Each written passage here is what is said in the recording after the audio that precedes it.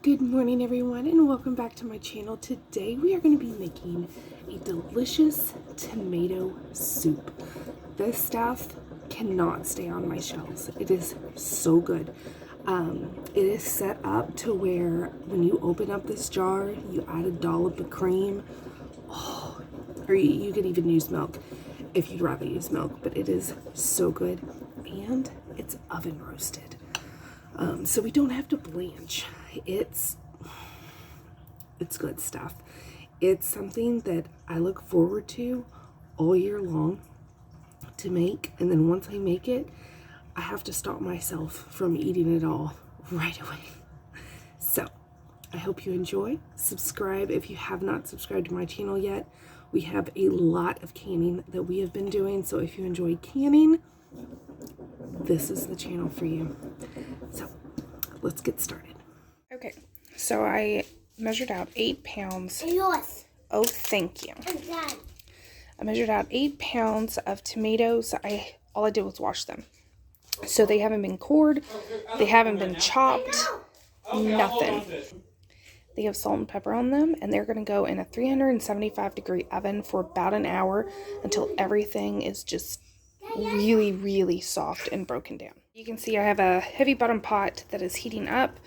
We're going to throw some olive oil down. And then I have about 2 cups of onions. I used sweet and then just yellow.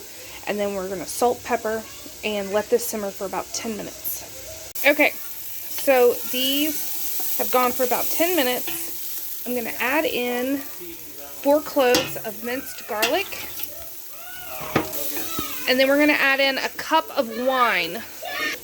Now, I've done white wine like the Ball Book recipe is, but I've also done red. It's delicious either way. The red to me just has a little bit of a deeper flavor, and I am okay with that. So now, we're going to let this simmer again for about 10 minutes until pretty much all of that wine has evaporated. Okay, so I wanted to show you what the tomatoes look like after they have been done. I let them cool down while I was getting the onions going. These wine is reducing down. I have 4 cups of stock ready to go in. So we're going to peel and core these and then get them just roughly chopped, because we are going to blend them so they don't have to be perfect uniform or anything like that, but just roughly chop them. And then we're also going to be putting in the liquid that they've rendered. Okay, so you can see this is reduced down a lot, and I don't want it to burn. So we're going to go ahead and add 4 cups of chicken stock. After you add the 4 cups of chicken stock, you want to add all your tomatoes back in and the juices.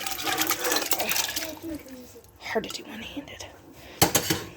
And then the Bowl Canning book has you adding basil, but I actually prefer oregano in my tomato soup versus basil. Now, the reason I add the oregano and not the basil is because the oregano I really like it during the canning process. And then once I open up the jar, I'll put fresh basil on my bowl whenever I go to serve it. So, oregano. And then I'm also going to add some red pepper flakes. These I do myself. Oh, they're so easy. So good. Just a little bit. And now we're going to let this simmer for about 20 minutes until everything is really, really soft. And then you can either blend it, or I'm going to just use an immersion blender and do it that way.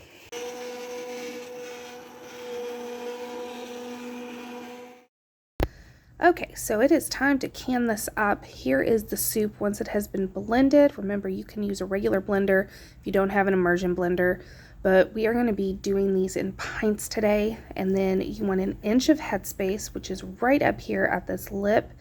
And then you want to make sure to wipe the rim of your jar. Make sure there's no nicks or cuts. It's your last time to check everything to make sure you're going to have a good seal. And then go ahead and put your lid on, and then get yourself a ring. You want to do this fingertip tight, and then we are going to be pressure canning this for 50 minutes at 10 pounds of pressure for pints. So I will bring you back when these are out of the canner. All right, so these have not been washed yet, obviously. They sat overnight. The tomato soup is phenomenal. We got almost 7 pints. It was so close. I was scraping the bowl, but it just was not enough. So I ended up having it for dinner.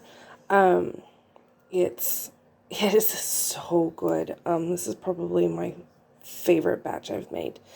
So whenever you go to use it, you don't have to do this, but I like the creamy aspect, especially fresh cream. So once you open a jar, heat it up on the stove, put a little glug of cream in it when you're done. It's phenomenal. You won't regret it. And this is going to last no time. I'm going to need to make more. It is just, it's so good. So I hope you enjoyed this video. I hope you try it for yourself. Tomato soup is an amazing thing to have, and it's pretty versatile, because even though it is a soup, right now it could be considered a really flavorful sauce, just tomato sauce. So, I mean, if you needed it and you didn't want it as a soup and you wanted it as a sauce, you would still be able to use it as that. That's why I love it. But I hope you enjoyed, and I will see you all in my next video.